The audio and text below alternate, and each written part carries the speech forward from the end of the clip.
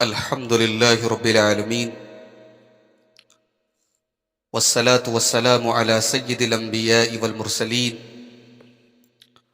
وعلى آله وصحبه أجمعين ومن تبعهم بإحسان إلى يوم الدين أما بعد فأعوذ بالله من الشيطان الرجيم بسم الله الرحمن الرحيم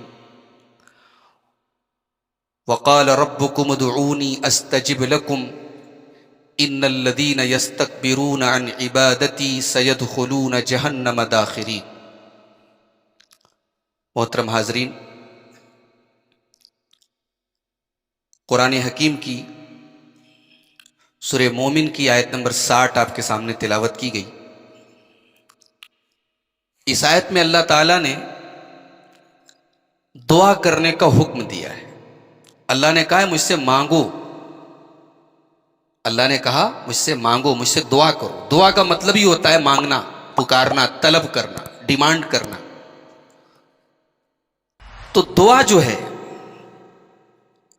یہ ہماری بہت بڑی ضرورت ہے۔ انسان جتنا بھی پاورفل ہو جائے، دنیا کی ساری نعمتیں اس کے پاس آ جائیں، تب بھی وہ اللہ تعالیٰ کا محتاج ہے، اللہ تعالیٰ کا فقیر ہے۔ دنیا میں ہم جب کسی سے کچھ مانگتے ہیں، ایک بار ہم نے مانگا اس نے دے دیا، 2 بار مانگا دے دیا، 3 بار مانگا دے دیا، بار بار جب ہم کسی سے مانگیں گے تو وہ ناراض ہو جائے گا۔ وہ کہے گا بھائی تم نے میرا دروازہ پکڑ لیا ہے، بار بار میرے ہی پاس چلے آ رہے ہو۔ انسان ناراض ہوتا ہے مانگنے پر، اور اللہ وہ ہے جو نہ مانگنے پر ناراض ہوتا ہے۔ اس آیت کریمہ پر غور کیجیے۔ اللہ نے فرمایا وَقَالَ رَبُّكُمُ ادْعُونِي أَسْتَجِبْ لَكُمْ إِنَّ الَّذِينَ يَسْتَكْبِرُونَ عَنْ عِبَادَتِي سَيَدْخُلُونَ جَهَنَّمَ دَاخِرِينَ۔ تمہارے رب نے یہ اعلان کر دیا کہ مجھ سے دعا کرو، میں تمہاری دعا قبول کروں گا۔ اور جو لوگ دعا نہیں کرتے، اللہ نے انہیں گھمنڈی کہا ہے۔ ان الذین یستکبرون عن عبادتی، جو لوگ میری عبادت سے تکبر کرتے ہیں، جنہیں میرے سامنے ہاتھ پھیلانے میں شرم محسوس ہوتی ہے، اللہ کی بارگاہ میں دعا کرنے میں انہیں تکبر محسوس ہوتا ہے، وہ اپنے آپ کو اتنا بڑا سمجھتے ہیں کہ اللہ کے آگے وہ ہاتھ نہیں پھیلاتے۔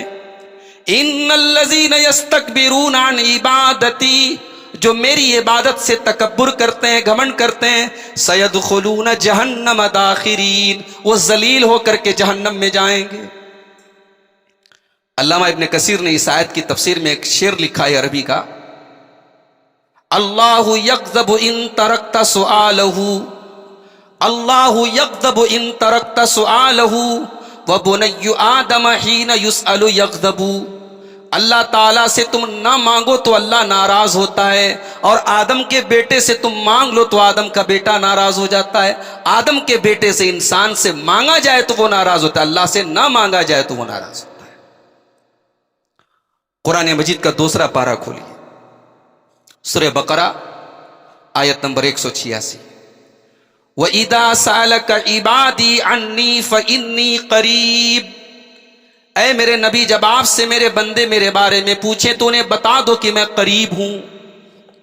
اپنے علم کے اعتبار سے، اپنی قدرت کے اعتبار سے میں قریب ہوں، اپنی ذات کے اعتبار سے تو وہ رحمان عرش پر ہے، لیکن اس کا علم، اس کی قدرت ہر جگہ ہے۔ کائنات کا کوئی ذرہ اس کی نظر سے، اس کے علم سے چھپا ہوا نہیں۔ میرے نبی آپ جواب دے دیجئے میں قریب ہوں۔ اجیب دعوت الداعی، میں پکارنے والے کی پکار کو سنتا ہوں، میں دعا کرنے والے کی دعا کو قبول کرتا ہوں۔ فَلْيَسْتَجِيبُوا لِي وَلْيُؤْمِنُوا بِي، شرط یہ ہے کہ تم میری بات مانو اور میرے اوپر ایمان رکھو۔ یہاں ایک غور کرنے کے قابل نقطہ یہ ہے کہ اللہ سے منوانا ہے تو اللہ کی ماننا بھی پڑے گا۔ ہم گناہوں میں ڈوبے رہیں، اللہ کی نافرمانیاں کرتے رہیں، قدم قدم پہ اللہ تعالیٰ کو ناراض کرتے، اور اس کے بعد ہم یہ شکایت کریں اللہ ہماری نہیں سنتا۔ بھئی اللہ نے تو وعدہ کیا میں سنوں گا، لیکن شرط لگائی ہے فَلْيَسْتَجِيبُوا لِي، تم میری بات بھی تو میرے بندو مان لو، وَلْيُؤْمِنُوا، وَلْيُؤْمِنُوا بِي، اور میرے اوپر ایمان رکھو۔ آج ہماری زندگی میں دعا کہاں ہے میرے بھائی؟ کتنی بار ہم اللہ کے آگے ہاتھ پھیلاتے ہیں۔ بزنس نہ چل رہا ہو تب تو اللہ یاد آتا ہے، بزنس چل رہا ہو تو صرف کسٹمر یاد آتا ہے، صرف پیسہ یاد آتا ہے۔ بیماری ہے تو دعا کرتے ہیں، اللہ شفا دیتے ہیں۔ صحت ہے تب تو اللہ یاد نہیں آتا۔ تنگ دستی آ جائے تب تو ہاتھ اٹھتے ہیں اللہ کی بارگاہ میں، خوشحالی میں ہاتھ نہیں اٹھتے۔ نہیں میرے بھائیوں، دعا یہ اس بات کا انتظار نہ کرے کہ جب آپ پر پریشانی آئے تب آپ اللہ کی بارگاہ میں ہاتھ اٹھائیں۔ اللہ کے نبیوں نے اپنی زندگی کے سب سے سنہرے دور میں اللہ کے آگے ہاتھ پھیلایا ہے۔ حضرت یوسف علیہ السلام ہیں، مصر کے بادشاہت کی کرسی پر بیٹھ گئے۔ اللہ نے وہ مقام دیا کہ 11 بھائی، باپ اور ماں ان کے آگے جھکے ہوئے ہیں۔ جو بچپن میں انہوں نے خواب دیکھا تھا کہ 11 ستارے اور چاند اور سورج میرے آگے سجدہ کریں گے، وہ دن بھی ان کی زندگی میں آیا کہ 11 بھائی، چاند اور سورج، 11 بھائی اور ماں اور باپ ان کے آگے سجدہ کر رہے ہیں۔ ان کی شریعت میں سجدہ تعظیمی جائز تھا، ہماری شریعت میں حرام ہے۔ تو اس موقع پر حضرت یوسف علیہ السلام نے فوراً دعا کی، کہا کہ اے اللہ فاطر السماوات والارض، تو زمین و آسمان کا پیدا کرنے والا ہے۔ اے اللہ تو نے مجھے یہ بادشاہت عطا فرمائی، توفنی مسلما والحقنی بالصالحین، اے اللہ مجھے مسلمان بنا کے دنیا سے اٹھانا اور اپنے نیک بندوں میں مجھے شامل کر دینا۔ تو یہ موقع تو کوئی بیماری کا نہیں تھا، کوئی تکلیف کا نہیں تھا۔ تو اس انتظار میں نہ رہیں کہ جب پریشانی آئے گی تب اللہ کو پکاریں گے۔ اللہ کے پیارے نبی ایک حدیث میں فرماتے ہیں، مسند احمد کی روایت ہے، تعرف الی اللہ فی الرخاء یعرفک فی الشدہ، اپنے اچھے دنوں میں اللہ کو یاد کرو، تمہارے برے دنوں میں اللہ تمہیں یاد رکھے گا۔ بھئی اللہ تو ہم سب کو ہمیشہ یاد رکھتا ہے، یہاں یاد رکھنے کا مطلب یہ ہے کہ اللہ تمہاری مدد کرے گا۔ میرے بھائیو، ہم سب کی زندگی کا کوئی نہ کوئی گول ہوتا ہے۔ کوئی پڑھ لکھ کر کے کچھ بننا چاہتا ہے، کوئی یہ چاہتا ہے کہ میں کاروبار میں ترقی کروں، کوئی یہ چاہتا ہے میں سماج میں ایک عزت پالوں۔ ہر آدمی کا اپنا ایک ٹارگٹ ہے، اپنا ایک گول ہے، اپنا ایک مقصد ہے، اور ہر آدمی اپنی زندگی کے مقصد کے لیے محنت بھی کرتا ہے۔ آپ محنت کریں، آپ اسٹرگل کریں، آپ جو بھی اسباب اختیار کرتے ہیں کریں، بس آپ جب اللہ کے سامنے ہاتھ اٹھائیں تو اپنی وہ مراد اللہ سے مانگیں۔ اس سے یہ ہوگا کہ آپ کی محنت میں اس کے ساتھ اللہ کی توفیق بھی شامل ہو جائے گی۔ مومن کا پاور ہے دعا، مومن کی طاقت ہے دعا، اور دنیا کا سب سے بڑا ناکارہ انسان وہ ہے، دنیا کا سب سے بڑا عاجز انسان وہ ہے جو اللہ کے آگے ہاتھ نہ پھیلاتا ہو۔ اللہ کے پیارے نبی صلی اللہ علیہ وسلم فرماتے ہیں، صحیح ابن حبان کی صحیح روایت ہے، ابخل الناس من بخیل بالسلام، سب سے بڑا بخیل وہ ہے جو سلام کرنے میں بخیلی کرے، سلام کرنے میں کنجوسی کرے، اس سے بڑا بخیل کوئی نہیں ہے۔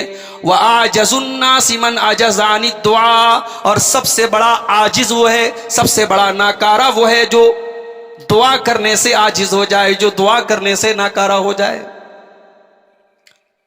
دعا کبھی بیکار نہیں جاتی میرے بھائی۔ اللہ کے پیارے نبی صلی اللہ علیہ وسلم فرماتے ہیں، مسند احمد کی روایت ہے، مَا مِن مُسْلِمٍ يَدْعُو بِدَعْوَةٍ، جب بھی کوئی مسلمان دعا کرتا ہے، لیس فیہا قطیعۃ رحم، اور اس دعا کے اندر کوئی گناہ کی بات نہیں مانگتا، کوئی رشتے کو کاٹنے کی دعا نہیں کرتا۔ بھئی کبھی کبھی ایسے بھی آدمی دعا کر دیتا ہے، اے اللہ میرے بھائی کا بیڑا غرق کر دے، میرے فلاں رشتہ دار کا نقصان کر دے۔ اس طریقے کی دعا کرنا حرام ہے۔ کسی گناہ کی دعا نہیں کر سکتے آپ، کسی رشتے کو کاٹنے کی دعا نہیں کر سکتے آپ۔ اللہ کے نبی فرماتے ہیں، اگر کوئی مسلمان گناہ کی بات نہ مانگے، اللہ سے رشتے کو کاٹنے کی بات نہ مانگے، الا یعطا بہا احدی ثلاث، اس کو 3 چیزوں میں سے کوئی ایک چیز ضرور ملتی ہے۔ اما ان تعجل له دعوته، یا تو اس کی دعا اللہ تعالیٰ سن لیتا ہے اور اس کی مراد پوری ہو جاتی ہے، جو مانگتا ہے وہ دے دیا جاتا ہے۔ وَإِمَّا أَن يَدَّخِرَهَا لَهُ فِي الْآخِرَةِ، یا پھر یہ ہوتا ہے کہ اللہ تعالیٰ اس کی دعا کو آخرت کے لیے ذخیرہ بنا دیتا ہے، اس دعا کی وجہ سے اس کی نیکیوں میں اضافہ ہو جاتا ہے، اس کے نیک اعمال میں اللہ تعالیٰ اضافہ کر دیتا ہے۔ وَإِمَّا أَن يَصْرِفَ عَنْهُ مِنَ السُّوءِ مِثْلَهُ، اور تیسرا فائدہ دعا کا یہ ہوتا ہے کہ دعا کی وجہ سے آپ کو پہنچنے والا کوئی نقصان روک لیا جاتا ہے، کوئی پریشانی، کوئی حادثہ، کوئی مصیبت، کوئی آفت آنے والی ہوتی ہے، آپ نے اللہ سے دعا مانگی، اللہ اس مصیبت کو دور کر دیتا ہے۔ تو دعا کے پاور کو سمجھو میرے بھائی۔ قرآن کریم میں اللہ تعالیٰ نے اپنے نبیوں کا ذکر کیا ہے۔ قرآن کے اندر ایک سورت ہے سورہ انبیاء، کبھی موقع ملے تنہائی میں بیٹھ کے سورہ انبیاء کا صرف ترجمہ پڑھ لیجیے، آپ تفسیر بھی رہنے دیں، آپ صرف ترجمہ پڑھ لیں آپ، اور دیکھیں کہ اللہ کے پیغمبروں نے، اللہ کے نبیوں نے اللہ سے کیسے مانگا ہے۔ کہتے ہیں کہ ادب پہلا قرینہ ہے محبت کے قرینوں میں۔ ہمیں تو مانگنے کا ادب بھی نہیں آتا، ہمیں تو مانگنے کا سلیقہ بھی نہیں آتا، اللہ سے کیسے مانگا جائے۔ حضرت یونس علیہ السلام ہے، مچھلی کے پیٹ میں، دنیا کا کوئی نیٹ ورک وہاں نہیں پہنچ سکتا، دنیا کے کسی نیٹ ورک کی کوریج نہیں ہے وہاں، اس جگہ پہ مچھلی کے پیٹ کا اندھیرا ہے، سمندر کے گہرائی کا اندھیرا ہے، رات کا اندھیرا ہے۔ حضرت یونس علیہ السلام تین اندھیروں میں اپنے رب کو پکارتے ہیں۔ وَظَنُّونَ إِذْ ذَهَبَ مُغَاضِبًا فَظَنَّ أَن لَّن نَّقْدِرَ عَلَيْهِ فَنَادَىٰ فِي الظُّلُمَاتِ، اور یاد کرو مچھلی والے نبی کو جب وہ اپنی قوم کو چھوڑ کر کے چلے گئے، ناراض ہو کر کے چلے گئے۔ حضرت یونس نے اپنی قوم سے کہا تمہارے اوپر 3 دن کے اندر اللہ کا عذاب آئے۔ اللہ کے عذاب کی جھلکی آئی، آسمان میں بادل آئے، قوم کے لوگوں نے اکٹھا ہو کر کے اللہ سے توبہ کر لی، اللہ نے عذاب کو واپس کر دیا۔ اللہ کے نبی فرماتے ہیں کہ کسی قوم سے عذاب کو ٹالا نہیں گیا سوائے یونس کی قوم کے، یونس کی قوم سے عذاب کو ٹال دیا گیا۔ اب حضرت یونس علیہ السلام کو تھوڑا اپنی خفت محسوس ہوئی، اپنی سبکی محسوس ہوئی، اپنی ذلت محسوس ہوئی کہ بھائی میں نے اپنی قوم سے کہا تھا 3 دن کے اندر اللہ کا عذاب آئے گا، اللہ کا عذاب نہیں آیا۔ اب اللہ کے حکم کے بغیر، اللہ کی اجازت کے بغیر وہ اپنی بستی چھوڑ کے چلتی ہے۔ لمبا واقعہ ہے، اللہ نے ایسے حالات پیدا کر دیے کہ حضرت یونس مچھلی کے پیٹ میں پہنچ گئے۔ اللہ کہتا ہے یاد کرو مچھلی والے نبی کو جب وہ خفا ہو کے چل دیے، فَظَنَّ أَن لَّن نَّقْدِرَ عَلَيْهِ، اور انہوں نے یہ سمجھا کہ ہم ان کو پکڑ نہیں سکتے۔ فَنَادَىٰ فِي الظُّلُمَاتِ، تو انہوں نے اندھیروں کے اندر پکارا، انہوں نے تاریکیوں کے اندر پکارا، انہوں نے تین اندھیروں کے اندر پکارا۔ کیا پکارا؟ لا الہ الا انت سبحانک انی کنت من الظالمین۔ کیا دعا ہے، کیا مانگنے کا طریقہ ہے، ایسے مانگا جاتا ہے اللہ سے۔ لا الہ الا انت، اللہ تیرے سوا کوئی معبود نہیں ہے، تیرے سوا کوئی سننے والا نہیں ہے، تیرے سوا کوئی مشکل کشا نہیں ہے، تیرے سوا میری کوئی مدد کرنے والا نہیں ہے۔ سبحانک، تو پاک ہے، انی کنت من الظالمین، میں ظالم ہوں۔ اللہ کی توحید کا اقرار بھی ہے، اللہ کی تسبیح بھی ہے، اور اپنی غلطی اور اپنی خطا کا اقرار بھی ہے۔ اللہ کو وہ دعا بہت پسند آتی ہے جس دعا میں بندہ اپنی اوقات کا اعتراف کرے، اپنی حیثیت کو مان لے، اپنی فقیری کو مان لے، اپنی عاجزی کو مان لے۔ بھئی ہم تو نماز کے بعد بھی یہ دعا کرتے ہیں، رب اعنی علی ذکرک و شکرک و حسن عبادتک۔ نماز ہم نے پڑھ لی، سنت کے مطابق پڑھی، لمبا سجدہ کیا، تسبیح بھی پڑھی، لمبی لمبی صورتیں بھی پڑھی، تب ہم اللہ سے کیا کہتے ہیں کہ پروردگار تو میری مدد کر کے میں تیرا ذکر کروں۔ میری زبان کے اندر وہ تاب نہیں ہے، میرے جسم کے اندر وہ طاقت نہیں ہے جو تیری عبادت کا حق ادا کر سکے۔ پروردگار تو میری مدد فرما، تو مجھے توفیق دے کہ میں تیرا ذکر کروں اور تیری اچھے طریقے سے تیری عبادت کروں۔ تو یونس علیہ السلام نے جب یہ دعا کی تو اللہ نے کیا فرمایا؟ فَاسْتَجَبْنَا لَهُ وَنَجَّيْنَاهُ مِنَ الْغَمِّ وَكَذَلِكَ نُنْجِي الْمُؤْمِنِينَ۔ ہم نے یونس کی دعا کو سن لیا اور ہم نے ان کو غم سے نجات دے دی، اور ہم اسی طریقے سے مومنوں کو نجات دیتے ہیں۔ اللہ کے پیارے نبی صلی اللہ علیہ وسلم فرماتے ہیں، ترمذی کی اور مسند احمد وغیرہ کی صحیح روایت ہے کہ یہ جو دعا ہے مچھلی والے نبی کی دعا، لا الہ الا انت سبحانک انی کنت من الظالمین، اس دعا کو کسی بھی مصیبت میں اگر انسان اللہ سے اخلاص کے ساتھ یہ دعا کرے تو اللہ ضرور وہ چیز اس کو دیتا ہے، اور وہ مصیبت ضرور اللہ تعالیٰ دور فرماتا ہے۔ اور آگے پڑھیے اسی سورہ انبیاء میں اللہ کے ایک اور پیغمبر کا ذکر ہے جن کو ہم حضرت ایوب علیہ السلام کے نام سے جانتے ہیں۔ ایوب علیہ السلام بڑے خوبصورت تھے، مال بھی بہت تھا، اہل و عیال بھی تھے، بچے بھی تھے، پریوار بھی تھے، خوش تھے۔ آج ہم لوگ خوشحال رہتے ہیں، ذرا سی مصیبت آ جائے تو ہمارے منہ سے جملے نکل جاتے ہیں، بھائی اللہ ہم کو کیوں اتنا آزما رہا، ہمارے اوپر ہی اتنی مصیبتیں کیوں آ رہی، ہمارے ہی بچے کیوں مر رہے ہیں، ہمارے ہی ساتھ یہ حادثے کیوں ہو رہے ہیں۔ ایوب علیہ السلام خوبصورت ہیں، پیسے والے ہیں، بال بچے دار ہیں، بڑا پریوار ہے، سب ختم ہو گیا، دولت ختم، بچے چھوڑ کے چلے گئے، بیویاں چھوڑ کے چلی گئیں، اور بیماری کیسی تھی؟ علامہ ابن کثیر نے لکھا ہے جذام کی بیماری تھی۔ جذام جانتے ہیں؟ کوڑ کی بیماری۔ حالانکہ بعض علماء نے کہا کہ کسی نبی کو کوڑ کی بیماری نہیں ہو سکتی، کیونکہ کوڑ ایک ایسی بیماری ہے لوگ گھن کھاتے ہیں، اللہ اپنے کسی نبی کو ایسی بیماری نہیں دے سکتا جس سے لوگ گھن کھائیں۔ یہ بعض علماء نے یہ استدلال بھی کیا ہے، لیکن بہرحال اختلافی مسئلہ ہے۔ حافظ ابن کثیر نے نقل کیا جذام کی بیماری تھی، کوڑ کی بیماری، اور پورا بدن زخموں سے چور تھا، صرف دل اور زبان دو چیزیں سلامت تھی۔ اور کیوں سلامت تھی؟ علامہ ابن کثیر کہتے ہیں یذکر بہم اللہ عز وجل، کیونکہ دل اور زبان کنٹینیو اللہ کے ذکر میں لگے ہوئے تھے۔ اللہ اکبر، جو چیز اللہ کے ذکر میں لگی رہے وہ چیز خراب نہیں ہو سکتی۔ اسی لیے جس گھر میں اللہ کا ذکر ہو رہا ہو، اللہ کے نبی کہتے وہ گھر زندہ ہے۔ جس گھر میں اللہ کا ذکر نہ ہو رہا ہو، جس گھر میں نماز نہ پڑھی جا رہی ہو، جس گھر میں قرآن نہ پڑھا جا رہا ہو، جس گھر میں اللہ کا نام نہ لیا جا رہا ہو، وہ گھر مردہ ہے۔ اس گھر کے ڈیکوریشن پہ نہ جاؤ، اس گھر کے پینٹ پہ نہ جاؤ، اس گھر کے وال پیپرز پہ نہ جاؤ، اس گھر کی سجاوٹوں پہ نہ جاؤ۔ اگر گھر میں اللہ کا نام نہیں لیا جا رہا وہ گھر مردہ ہے۔ ایوب کا پورا بدن زخموں سے چور ہے، صرف دل اور زبان سلامت ہے۔ اب دعا کرتے ہیں وَأَيُّوبَ إِذْ نَادَى رَبَّهُ أَنِّي مَسَّنِيَ الضُّرُّ وَأَنْتَ أَرْحَمُ الرَّاحِمِينَ۔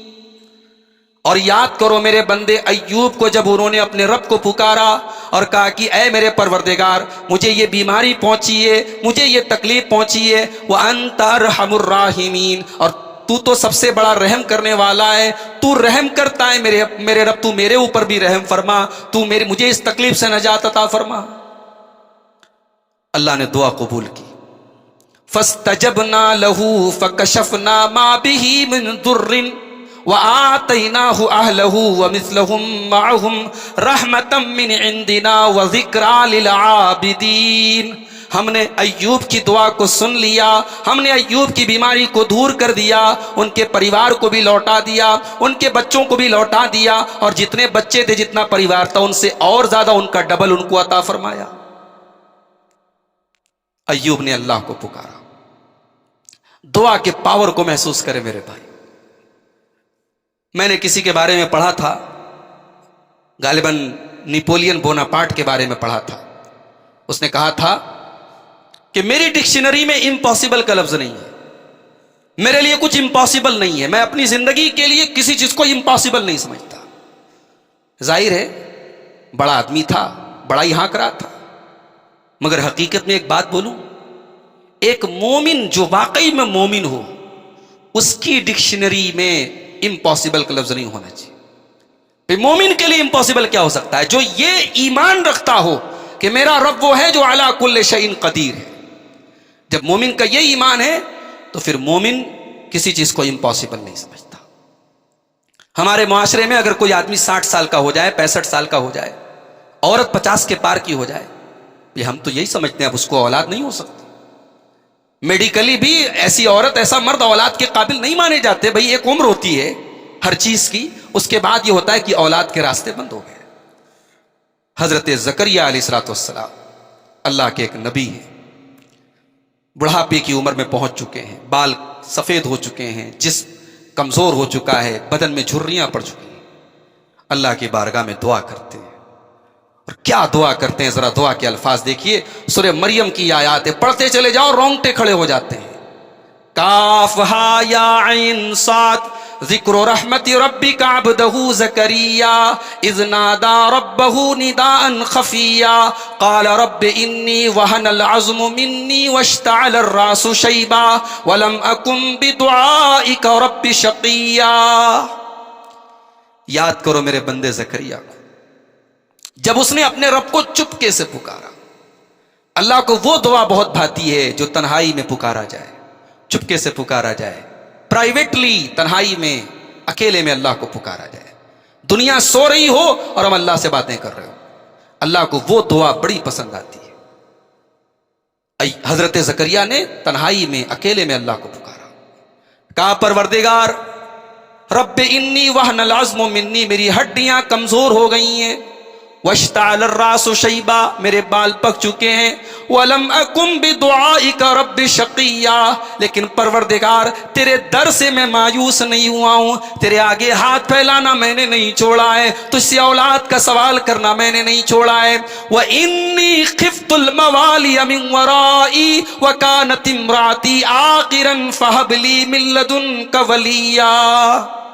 پروردگار میرے بعد میرے خاندان کے لوگ اس کیریکٹر کے ہو نہ ہو جو کیریکٹر تیرے نبی زکریا کا ہے، میرے خاندان کے لوگ میری نبوت کی اس وراثت کو سنبھال پائیں کہ نہ پائیں، میرے رشتہ دار لوگ میرے علم کی وراثت کو سنبھال پائیں کہ نہ پائیں، مجھے ڈر ہے. پروردگار تو مجھے وارث عطا فرما، تو مجھے بیٹا عطا فرما، یرثنی و یرث من آل یعقوب، جو میرا وارث بنے، جو حضرت یعقوب کی اولاد کا وارث بنے.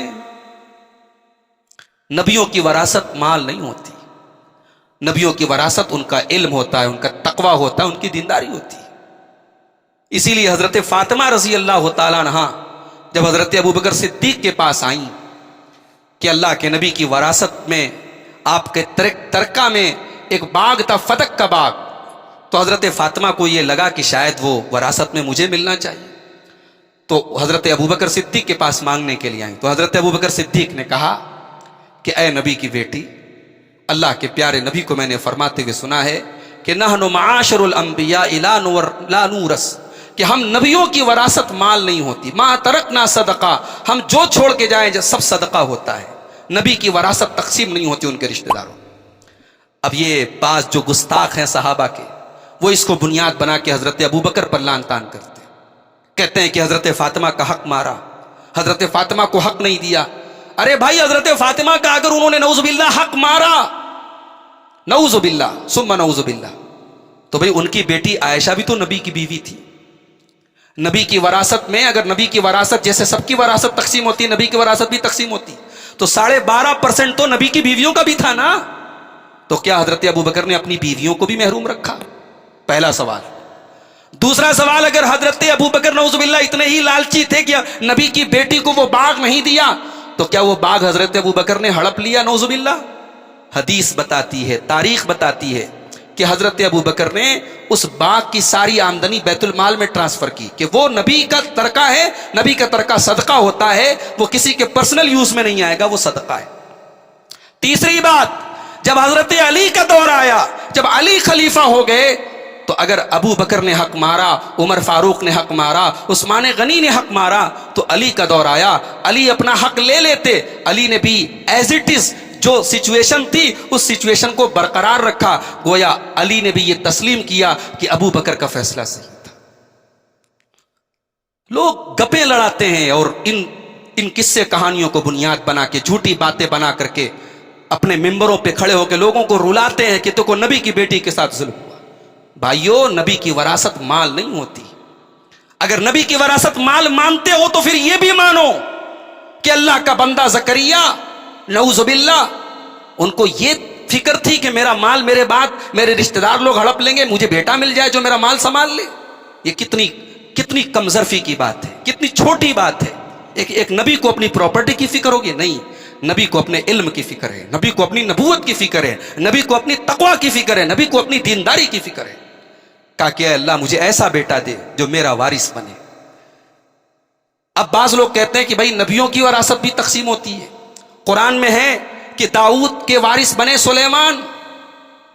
قرآن کہتا ہے وَوَرِثَ سلیمان و داؤد، سلیمان وارث بنے داؤد کے، تو قرآن کہہ رہا ہے کہ وارث بنے، اور آپ کہہ رہے ہیں نبیوں کی وراثت تقسیم نہیں ہوتی۔ تو بھائیو یہاں وراثت سے مراد علم کی وراثت ہے، ورنہ داؤد کے تو بہت سارے بیٹے تھے، وراثت اگر تقسیم ہو رہی تو سارے وارث بنتے، ایک بیٹا وارث نہ بنتا۔ تو سمجھ رہے ہیں یہ بات؟ حضرت زکریا نے اللہ سے دعا کی، بڑھاپے میں دعا کی، اللہ نے دعا قبول کر لی۔ اللہ نے فرشتے کو بھیجا، فرشتہ آیا اور فرشتے نے آ کر کے بشارت سنائی، انا نبشرک بغلام اسمہ یحییٰ لم نجعل لہ من قبل سمیا۔ اے زکریا تو نے بیٹا مانگا، تجھے بیٹا مل رہا ہے، اور بیٹا بھی ایسا مل رہا ہے جس کا نام اللہ نے رکھ کے بھیجا، جس کا نام اللہ نے رکھ کے بھیجا کہ اس بیٹے کا نام یحییٰ ہوگا۔ اور اے زکریا یہ یحییٰ اتنا یونیک نام ہے، آج تک کسی نے یہ نام نہیں رکھا۔ پتہ چلا بچے کا نام یونیک رکھ سکتے ہیں، بچے کا ایسا نام جو کسی نے نہیں رکھا رکھ سکتے ہیں، لیکن میننگ صحیح ہونی چاہیے، مطلب صحیح ہے تو نام رکھ سکتے ہیں۔ ابھی ایک صاحب نے واٹس ایپ پر سوال کیا، لڑکی کا نام ہند رکھ سکتے ہیں کہ نہیں؟ لڑکی کا نام ہند رکھ سکتے ہیں کہ نہیں؟ ہند کے معنی ہندوستان، تو ان کو یہ لگا کہ بھئی ہندوستان ایک ایسا ملک ہے جہاں غیر مسلم رہتے ہیں، کافر رہتے ہیں، تو لڑکی کا نام ہند۔ میں نے کہا بھائی ہند تو بہرحال ہمارے ملک کا نام ہند ہے، مگر عربی میں ہند کا مطلب کچھ اور ہوتا ہے۔ عربی میں ہند کہتے ہیں اونٹوں کی جماعت کو، بہت سارے اونٹ ہیں ان کو ہند کہتے ہیں، اور عرب میں یہ نام رائج تھا۔ حضرت ام حبیبہ نبی کی بیوی ہیں، ان کا بھی اصل نام ہند تھا۔ حضرت معاویہ کی ماں ہند بنت عتبہ، ابو سفیان رضی اللہ تعالیٰ عنہ کی بیوی، جن کے بارے میں جھوٹی روایت مشہور کر دی گئی کہ انہوں نے حضرت حمزہ کا کلیجہ، کوئی معتبر روایت موجود نہیں۔ حضرت حمزہ کو قتل کرنے والے حضرت وحشی تھے، جنہوں نے بعد میں توبہ کر لی، اسلام قبول کر لیا۔ کوئی ثبوت نہیں ہے کہ انہوں نے حضرت ہندہ کے حکم پر ان کو قتل کیا تھا، اور اس کا بھی کوئی ثبوت نہیں کہ حضرت ہند بنت عتبہ نے حضرت حمزہ کا کلیجہ چبایا تھا۔ روایات مشہور کر دی ہیں، لوگوں کے دماغ میں نفرت ڈال دی کہ بھی ہندہ بڑی خراب عورت تھی، نعوذ باللہ۔ ارے بھائی اسلام لے آئی، صحابیہ ہو گئی، نبی پر ایمان لے آئی، اب ہمارے لیے وہ رضی اللہ عنہا ہو گئی۔ تو حضرت زکریا کو بیٹا ہوا، اس کا نام یحییٰ رکھا گیا۔ تو دعا وہ چیز کر دیتی ہے جو پاسبل نہیں ہے، امپاسبل ہے، دعا کے ذریعے پاسبل ہو جاتی ہے۔ بدر کا میدان ہے، 313 مسلمان ہیں، سامنے 1000 کا لشکر ہے، 313 میں بچے بھی ہیں، بوڑھے بھی ہیں، جوان بھی ہیں، 1000 سب لڑنے کے لیے آئے ہیں۔ 313 کے پاس ڈھنگ کی سواریاں نہیں، ڈھنگ کے ہتھیار نہیں، لڑنے کے اسباب نہیں۔ اللہ کے پیارے نبی بدر کے میدان میں اللہ کی بارگاہ میں دعا کرتے ہیں، اللہم ان تہلک ہذہ العصابۃ لا تعبد فی الارض۔ اے اللہ اگر یہ مٹھی بھر مسلمان آج ہلاک ہو گئے تو پھر روئے زمین پر تیری عبادت کرنے والا کوئی نہیں ہوگا۔ اے اللہ یہی تو میری پونجی ہے، یہی تو میرا سرمایہ ہے، یہی تو میرے اوپر ایمان لانے والے ہیں، یہ 313 اگر آج ہلاک ہو گئے، لا تعبد فی الارض، اے اللہ پھر روئے زمین پر تیری عبادت کرنے والا کوئی نہیں ہوگا۔ نبی دعا کرتے چلے جا رہے ہیں اور روئے چلے جا رہے ہیں، اللہ کے نبی رو رہے ہیں میرے بھائی۔ دعا میں رویا جاتا ہے، دعا میں گڑگڑایا جاتا ہے، دعا میں اللہ کے سامنے ایسے مانگا جاتا ہے کہ جیسے بچہ اپنی ماں سے مانگتا ہے۔ بچہ اپنی ماں سے جب مانگتا ہے نا، پوری طلب کے ساتھ مانگتا ہے، پورے جذبے کے ساتھ مانگتا ہے، اللہ سے ایسے مانگا جاتا ہے، گڑگڑا کے مانگا جاتا ہے۔ اللہ نے قرآن میں سورہ انفال کے اندر بیان کیا، اذ تستغیثون ربکم فاستجاب لکم انی ممدکم بألف من الملائکۃ مردفین۔ یاد کرو جب بدر کے میدان میں تم دعائیں کر رہے تھے، اللہ نے تمہاری دعا کو سن لیا اور 1000 فرشتوں کو بدر کے میدان میں بھیج دیا، اور فرشتوں نے تمہارے ساتھ جنگ کی اور تم کامیاب ہو گئے۔ اب ایک سوال یہ پیدا ہوا کہ اللہ نے فرشتوں کو کیوں بھیجا؟ اللہ ڈائریکٹ جو ہے کافروں کی تلوار کو بیکار کر دیتا، ان کی تلواری کام نہ کرتی، اللہ ان کو پتھر کا کر دیتا؟ بھئی اللہ کو مدد کرنے کے لیے فرشتوں کو بھیجنے کی کوئی ضرورت تو نہیں تھی۔ تو اللہ نے آگے اس کا بھی جواب دیا، وَمَا جَعَلَهُ إِلَّا بُشْرَى وَلِتَطْمَئِنَّ بِهِ قُلُوبُكُمْ۔ فرشتوں کو تو اللہ نے اس لیے بھیجا تاکہ تمہیں میدان جنگ میں تمہارے دلوں کو تھوڑی مضبوطی مل جائے، تمہیں لگے کہ ہم 313 نہیں، ہمارے ساتھ ایک جماعت اور بھی لڑ رہی ہے، تمہارے دلوں کو سکون مل جائے. وَمَن نَّصْرُ إِلَّا مِنْ عِنْدِ اللَّهِ، ورنہ حقیقت میں مدد تو اللہ کی طرف سے آئی ہے. اللہ اگر تمہاری مدد کرنا چاہتا تو فرشتوں کو بھیجنا ضروری نہیں تھا. تو میرے بھائیوں، دعا وہ چیز ہے جو 313 کو 1000 پہ غالب کر سکتی ہے. دعا کے پاور کو محسوس کریں اور دعا کو اپنی زندگی کی عادت میں شامل کریں، دعا کو اپنی زندگی کے معمول میں شامل کریں. اب آئیے چند چیزیں دعا کے آداب کے تعلق سے آپ کے سامنے بیان کرتا ہوں. کچھ آداب ہیں دعا کے، ان کا لحاظ رکھے تو انشاءاللہ ہماری دعا ضرور قبول ہوگی. دعا میں سب سے پہلی چیز یہ ہے اخلاص ہونا چاہیے، ملاوٹ نہیں ہونی چاہیے. اللہ سے بھی دعا کر رہے ہیں اور یا علی مدد بھی پکار رہے ہیں، نہیں چلے گا بھائی. اللہ سے بھی پکار رہے ہیں اور یا رسول اللہ کی گہار بھی لگا رہے ہیں، نہیں چلے گا. اللہ نے فَادْعُوا اللَّهَ مُخْلِصِينَ لَهُ الدِّينَ، اللہ کو پکارو، عبادت کو اس کے لیے خالص کر. بھائی خالص کس کو کہتے ہیں؟ دودھ میں اگر 100 گرام میں 1 گرام بھی پانی ملا ہے تو وہ خالص نہیں ہے، وہ ملاوٹی دودھ ہے. عبادت میں اخلاص کا مطلب یہ ہے کہ ہم عبادت کریں تو صرف اللہ کی کریں. اور یہ اخلاص اگر ہمارے اندر پیدا ہو جائے نا، اس اخلاص کے اندر تو وہ برکت ہے کہ مکہ کے مشرکین جب کشتیوں میں سوار ہوتے تھے، وہ مشرک تھے، 360 بتوں کی عبادت کرتے تھے، مگر جب ان کے اوپر بھی پریشانی آتی تھی اور طوفان آتا تھا تو اللہ نے سورہ یونس کے اندر فرمایا دعوا اللہ مخلصین لہ الدین، وہ اللہ کو پکارا کرتے تھے اخلاص کے ساتھ، وہ خالص اللہ کو پکارا کرتے تھے. اور جب وہ اخلاص کے ساتھ اللہ کو پکارتے تھے، اللہ ان کو طوفان سے نجات دے دیتا تھا، ان کی مصیبتوں کو دور کر دیتا تھا. تو دعا کی پہلی کنڈیشن یاد رکھے، دعا میں اخلاص ہونا چاہیے. دوسری شرط دعا کے آداب میں سے دوسرا ادب کہ جب ہم دعا کریں تو حضور قلب کے ساتھ کریں. حضور قلب کا مطلب کہ ہماری زبان اور دل میں کنیکشن پراپر ہو. ایسا نہ ہو جیسے ہمارے ہاں بعض جگہوں پہ دعا ہوتی ہے، امام صاحب نے ہاتھ اٹھایا، مقتدیوں نے ہاتھ اٹھایا، اب امام صاحب کیا مانگ رہے ہیں مقتدیوں کو کچھ پتا نہیں، بس ایک دوسرے کا چہرہ دیکھ رہے ہیں. امام صاحب نے جیسے ہی ہاتھ پھیرا، ہم نے ہاتھ پھیرا، بس دعا ختم. یہ دعا ہے بھائی؟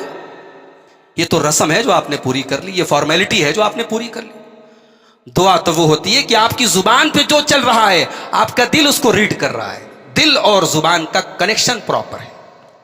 اللہ کے پیارے نبی صلی اللہ علیہ وسلم فرماتے ہیں ادعوا اللہ وانتم موقنون بالاجابہ، اللہ سے دعا کرو تو اس یقین کے ساتھ کرو کہ اللہ ضرور سنے گا. اللہ سے دعا کرو تو یقین کے ساتھ کرو. فإن اللہ لا يستجیب دعاء من قلب غافل لاہن، اس لیے کہ اللہ تعالیٰ کسی غافل آدمی کے جس کا دل غافل ہو اس کی دعا سنتا نہیں ہے. اسی طریقے سے دعا کے آداب میں سے ایک چیز یہ بھی ہے کہ دعا کے اندر حد سے تجاوز نہ ہو. دعا کے اندر آپ کوئی ایسی چیز نہ مانگے جو آپ کو نہیں مانگنی چاہیے. اب مثال کے طور پہ ہم صحابہ کے مقام تک پہنچنے کی دعا کریں، بھئی نہیں پہنچ سکتے. نماز پڑھ پڑھ کے مر جائیں، کھپ جائیں، ہم اس مقام تک نہیں پہنچ سکتے. ہم صحابہ کے مقام تک پہنچنے کی دعا کریں، ہم نبیوں کے مقام تک پہنچنے کی دعا کریں، تو یہ دعا میں حد سے تجاوز ہے. جیسے ایک صحابی نے اپنے بیٹے کو دیکھا کہ اس نے دعا میں کہا کہ اے اللہ میں جنت میں رائٹ سائڈ میں، جنت کے داہینے طرف ایک سفید محل کا تجھ سے سوال کرتا ہوں. تو صحابی نے ڈانٹا اپنے بیٹے کو، کہ بھئی یہ دعا کرنے کا کیا انداز ہے کہ جنت میں رائٹ سائڈ میں میں سفید رنگ کا محل چاہتا ہوں. بھئی نبی نے جنت مانگی ہے اور جہنم سے پناہ مانگی، تو یہ جب جہنم سے آپ نے پناہ مانگ لی تو جہنم کی تمام چیزوں سے آپ نے پناہ مانگ لی، اور جب جنت مانگ لی تو جنت کی تمام نعمتیں آپ نے مانگ لی. اب الگ سے یہ دعا کرنا کہ اللہ تو جہنم سے بچا، اس کی آگ سے بچا، اس کی زنجیر سے بچا، اس کے سانپوں سے بچا، اس کے بچھوؤں سے بچا، یہ حد سے تجاوز ہے. اللہ نے فرمایا ادعوا ربکم تضرعا وخفیہ انہ لا یحب المعتدین، اپنے رب کو گڑ گڑاتے ہوئے پکارو اور چپکے چپکے پکارو، بے شک وہ حد سے تجاوز کرنے والوں کو پسند نہیں کرتا ہے. اسی طریقے سے دعا میں جلد بازی نہ کریں. اللہ کے پیارے نبی کہتے ہیں یستجاب للعبد، بندے کی دعا ضرور قبول ہوتی ہے ما لم یستعجل، جب تک وہ جلد بازی نہ کرے. صحابہ نے پوچھا کہ اے اللہ کے رسول جلد بازی کا کیا مطلب ہے؟ آپ نے فرمایا بندہ دعا کرتا ہے اور جب یہ دیکھتا ہے کہ اس کی دعا قبول نہیں ہو رہی ہے تو تھک جاتا ہے اور دعا کرنا چھوڑ دیتا ہے. یہ نہیں ہونا چاہیے. میں نے وہ حدیث آپ کو پڑھ کے سنا دی کہ دعا ویسٹ نہیں ہوتی ہے. آپ کو یہ لگ رہا ہے کہ آپ نے اللہ سے مانگا, اللہ نے نہیں دیا, اللہ نے اس کے بدلے کچھ اور دے دیا, آپ کو پتا بھی نہیں چلا. اللہ نے کچھ اس کے بدلے میں کچھ ایسا دے دیا جو اس سے بہتر تھا. بھئی کبھی کبھی ایسا بھی ہوتا ہے کہ ہمیں یہ لگتا ہے کہ ہمیں فلاں چیز ابھی مل جائے, اور اللہ یہ چاہتا ہے کہ ابھی نہ ملے. ابھی ہمارے لیے ملنا اتنا بہتر نہیں جتنا وہ بعد میں ملنا ہے.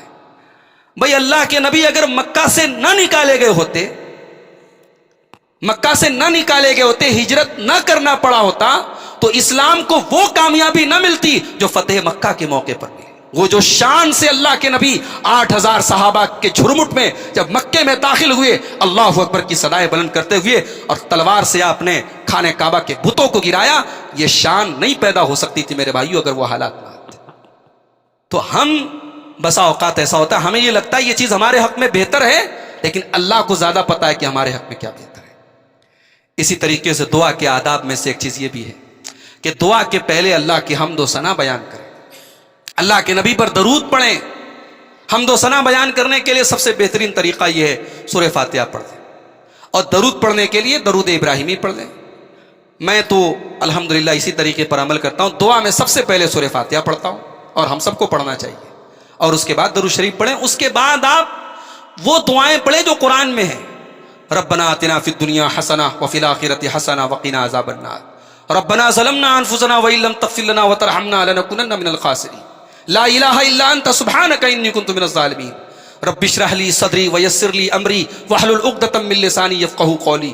رب زدنی علما رب ارحمہما کما ربیانی صغیرا. ربنا اغفر لنا ولاخواننا الذین سبقونا بالایمان ولا تجعل فی قلوبنا غلا للذین آمنوا ربنا انک رؤوف رحیم. یہ وہ دعائیں جو قرآن میں ہیں, ان کو آپ یاد کر لیں. یہ قرآن کی دعائیں ہیں, ان دعاؤں میں بڑی تاثیر ہے. تو پہلے سورہ فاتحہ پڑھ لیں, درود شریف پڑھ لیں, اس کے بعد کوشش کریں قرآن کی دعائیں پڑھ لیں. پھر نبی صلی اللہ علیہ وسلم نے جو دعائیں سکھائی ہیں, چھوٹی چھوٹی دعا, اللہم انی اسألک علما نافعا ورزقا واسعا وشفاء من کل داء. چھوٹی چھوٹی دعائیں ہیں, مگر دنیا جیسے کہتے ہیں نا دریا کو کوزہ میں بند کر دیا گیا, پورا سمندر ہے نبی کی ان دعاؤں میں. اللہم انی اعوذ بک من الہم والحزن والعجز والکسل والبخل والجبن وزلع الدین وغلبۃ الرجال.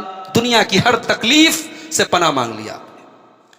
اللہم اصلح لی دینی الذی هو عصمت امری واصلح لی دنیایا التی فیہا معاشی واصلح لی آخرتی التی الیہا معادی واجعل الحیات زیادۃ لی فی کل خیر واجعل الموت راحۃ لی من کل شر. دنیا کو صحیح کر دے, دین کو صحیح کر دے, آخرت کو صحیح کر دے. اے اللہ زندگی ایسی بنا دے کہ نیکیوں میں اضافہ ہوتا رہے, اور جب یہ لگے کہ موت سے مجھ کو راحت ملے گی تو موت دے دے. کیا دعا ہے, نبی کی دعائیں ہیں, چھوٹی چھوٹی دعائیں, ان کو یاد کر لو. دعا میں دعا کی بڑی مستند کتاب ہے, بڑی آتھینٹک کتاب ہے, اور میں سمجھتا ہوں کہ دعا کے موضوع پر پوری دنیا میں سب سے زیادہ یہ کتاب پبلش بھی ہوئی ہے, حسن المسلم. علامہ سعید بن وہب القحطانی سعودی عرب کے عالم ہیں, انہوں نے یہ دعا کا کلیکشن تیار کیا ہے صحیح حدیثوں کی روشنی. انٹرنیٹ پر گوگل پلے میں بھی آپ کو مل جائے گا, رومن میں مل جائے گا, انگلش میں مل جائے گا, ہندی میں مل جائے گا. آپ ان دعاؤں کو یاد کر لیں میرے بھائی. اور ایک آخری چیز بیان کر کے بات ختم کرتا ہوں. دعا کے آداب آپ نے سن لیے, دعا کی اہمیت سن لی, دعا کا پاور سن لیا آپ نے. اب ایک چیز اور ہے جس کا تعلق ہے دعا کے ساتھ.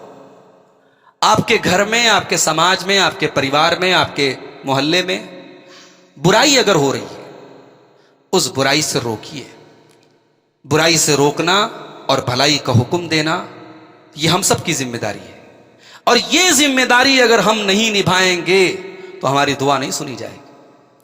اللہ کے پیارے نبی صلی اللہ علیہ وسلم فرماتے ہیں لَتَأْمُرُنَّ بِالْمَعْرُوفِ, نیکی کا حکم دیتے رہو, وَلَتَنْهَوُنَّ عَنِ الْمُنْكَرِ, برائی سے روکتے رہو, اَوْ لَيُوشِكَنَّ اللَّهُ, ورنہ قریب ہے کہ ایسا دور آ جائے گا لَتَدْعُنَّ اللَّهَ, تم اللہ سے دعا کرو گے, ثُمَّ لَا يُسْتَجَابَ لَكُمْ, تمہاری دعا قبول نہیں ہوگی. اسی لیے علماء کہتے ہیں کہ امر بالمعروف اور نہی عن المنکر, بھلائی کا حکم دینا اور برائی سے روکنا, اس کا دعا کے ساتھ بڑا گہرا کنیکشن ہے. یہ کام جہاں چھوٹ گیا پھر وہاں ہم تہجد میں دعائیں کریں, ہماری دعا قبول ہونے والی نہیں ہے. تو دعوت کا کام, لوگوں کو برائی سے روکنے کا کام، بھلائی کا حکم دینے کا کام، یہ اپنے دائرے میں، اپنے فیلڈ میں، اپنے جو بھی آپ کا دائرہ ہے اس میں رہ کر کے آپ یہ کام کریں. یہ ہم سب کی ذمہ داری ہے. اللہ سے دعا ہے رب العالمین ہم سب کو دعا کی اہمیت کو سمجھنے کی توفیق عطا فرمائے، دعا کثرت سے کرنے کی توفیق عطا فرمائے. جب اللہ کے نبی نے دعا کی فضیلت بیان کی تو صحابہ نے کہا کہ اللہ کے نبی تب ہم خوب دعا کریں، اذن نکثر، ہم خوب دعا کریں. تو اللہ کے نبی نے کہا اللہ اکثر، تم جتنی بھی دعا کرو اللہ اس سے زیادہ تم کو دینے والا ہے. تو دعا ہم کو اللہ تعالیٰ کثرت سے کرنے کی توفیق عطا فرمائے. دعا میں بہت سے لوگ کہتے ہیں آمین بجاہ سید المرسلین. یہ جو بجاہ سید المرسلین لگاتے ہیں یہ غلط ہے. نہ نبی نے ایسے دعا مانگی ہے، نہ صحابہ نے مانگی، نہ سلف صالحین. یا اللہ تو اپنے نبی کے صدقے میں ہماری دعا قبول فرما لے. غلط ہے یہ. اے اللہ تو اپنے بزرگان دین، اپنے نیک بندوں کے صدقے میں تو ہماری دعا قبول کر لے. یہ غلط ہے. دعا کا یہ طریقہ نبی نے نہیں سکھایا. ہاں اگر آپ اپنی دعا کی تاثیر کو بڑھانا چاہتے ہیں، آپ اللہ کے ناموں کا، اللہ کی صفات کا واسطہ دیں. پروردگار تو رزاق ہے، ساری کائنات کو روزی دیتا ہے، اللہ مجھے بھی روزی دیتے. اے اللہ تو علام الغیوب ہے، تو عالم الغیب ہے، تو علم دینے والا ہے. پروردگار میرے سینے کو بھی علم دین کے لیے کھول دے. اے اللہ تو غنی ہے، تو بے نیاز ہے، تو سب کو عطا کرنے والا ہے، اے اللہ مجھے دے دے. اے اللہ تو شافی ہے، مجھے شفا دے دے. اللہ کے ناموں اور اللہ کی صفات کا حوالہ دے کے جب اللہ سے مانگا جائے تو اللہ دعا جلدی قبول کرتا ہے. تو واسطہ دینا ہے، اللہ کی رحمت کا واسطہ دے. اپنی کچھ نیکیاں ایسی رکھیں اسٹور کر کے جو صرف آپ کو پتا ہو، اللہ کو پتا ہو. جاڑے کا موسم ہے، موٹے موٹے کمبل اور رضائی میں ہم سب اوڑے رہتے ہیں. بیچارے اللہ کے کتنے بندے ہیں سڑک پر، فٹ پاتھ پر ایک معمولی سی چادر لیٹ کے ٹھٹر رہے ہیں، وہ سردی میں کانپ رہے ہیں. بھائی آپ کے گھر میں 4-5 کمبل پرانے بھی رکھے ہوں گے.